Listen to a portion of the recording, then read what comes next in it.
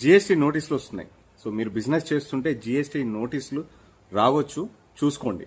ఒకవేళ మీ బిజినెస్ 20 లక్షలు దాటితే మీ అకౌంట్లో పడితే, మీ బిజినెస్ అకౌంట్లో కానీ మీ పర్సనల్ అకౌంట్లో కానీ మీ ఫోన్పే ద్వారా కానీ ఇంకే దాంట్లో కానీ మీ అకౌంట్లో పడితే, ఊరికి పడతా ఉంటే మీకు జిఎస్టీ నోటీస్ వచ్చేస్తుంది. కూరగాయలు అమ్ముకునే అతనికి 1,50,00,000 అకౌంట్లో పడ్డాయి అనేసి నోటీస్ వచ్చేసింది, ఇంత కట్టాలి అని. అట్లా చాలా మందికి అయిపోతున్నాయి. రోడ్ల మీద కూరగాయలు అమ్ముకొని ఫోన్పే ద్వారా, తర్వాత పేటిఎం ద్వారా డబ్బులు తీసుకుంటారు కదా, అదంతా జిఎస్టీ వాళ్ళకి వెళ్ళిపోతుంది. ఆటోమేటిక్గా నోటీస్ జనరేట్ చేసి మీకు పంపించేస్తుంది ఇంత కట్టాలి అని. కొన్ని వాళ్ళు స్క్రూటనైజ్ చేసి తీసి కూడా పంపిస్తారు.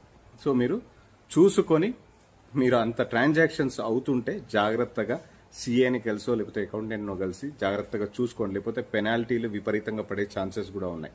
మీరు బిజినెస్ చేస్తుంటే మాత్రం ఏవేవి రిజిస్ట్రేషన్ చేసుకోవాలా, ఖచ్చితంగా చేసుకోవాలా. ఇండియాలో బిజినెస్ చేయాలి అంటే ఇప్పుడు ఇవన్నీ ఖచ్చితంగా చేసుకోవాల్సిందే. 20 లక్షలు దాటితే మాత్రం మీరు ఖచ్చితంగా జిఎస్టీ రిజిస్టర్ అయి ఉండాలా మీరు బిజినెస్ చేస్తే మాత్రం. అది చిన్న వ్యాపారమైన పెద్ద వ్యాపారమైన జాగ్రత్తగా ఉండండి.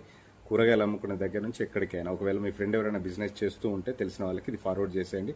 సో దట్ వాళ్ళు తొందరగా యాక్షన్ తీసుకునే అవకాశం ఉంది. 100% పెనాల్టీ లేకపోతే ఇంట్రెస్ట్ నుంచి బయటపడే ఛాన్సెస్ ఉన్నాయి. Thank you so much.